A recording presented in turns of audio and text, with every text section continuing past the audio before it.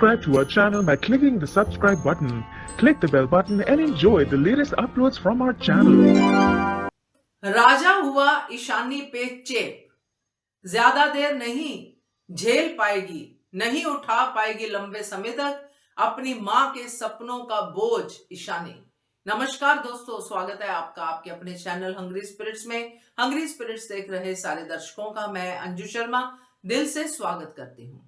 बहुत बड़ी गलती कर ली है पाखी ने ईशानी को पुश करके राजा की तरफ, क्योंकि वो जो पाखी सोच रही है वो तो आगे पता नहीं क्या क्या सोच चुकी है, केंजल को बता चुकी है, मगर जो प्रैक्टिकली होगा वो तो ईशानी के साथ होगा।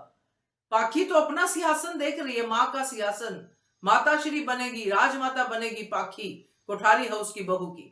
सो पाखी का सपना अलग है, ईशानी को प्रैक्टिकली ये सब देखना पड़ेगा जिसकी शुरुआत हो चुकी है। अब राजा क्या है, राजा के लिए पहली बार है ये सब, तो उसका इमोशन, उसका जो भी उसकी ट्रेनिंग है या लर्निंग प्रोसेस है, उसमें जो भी उसने लड़कियों के बारे में सुना है वो वैसा ही चल रहा है। उसको इमोशंस हैं, वो अपना देख रहा है, उसको नहीं समझ में आ रहा, बट उसको यही समझ में आ रहा है कि मुझे ईशानी से प्यार हो गया है। अब ये प्यार क्या यहीं तक रुका रहेगा? चलिए बात करते हैं। पहले वही निवेदन, जिन्होंने अभी तक चैनल को सब्सक्राइब नहीं किया है कर लीजिए, साथ में दोस्तों बेल आइकॉन दबाइएगा ताकि आपको हमारे वीडियोस के नोटिफिकेशन मिलते रहे। ईशानी और राजा का ये जो शुरू हुआ है समीकरण, ये कुछ सही दिशा में जाता दिखाई नहीं दे रहा है।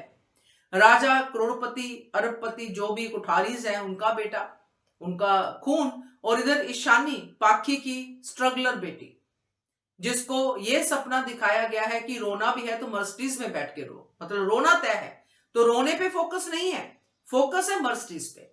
तो ये है पाखी का अपनी बेटी के लिए सपना, एक बेटी के लिए भविष्य जो कि बहुत ही कहते हैं कि किसी भी दर्जे की मां हो, जितनी भी घटिया मां हो, ऐसा सपना तो नहीं देख सकती जैसा पाखी देख रही है। खैर, पाखी का तो क्या ही कह सकते हैं, मगर ये ईशानी के साथ जो राजा चेप हो गया, जो आज भी दिख रहा, हाथ पकड़ रहा है फोन कर रहा है, इशारे कर रहा है, तो ये यहीं पे खत्म नहीं होगा दोस्तों।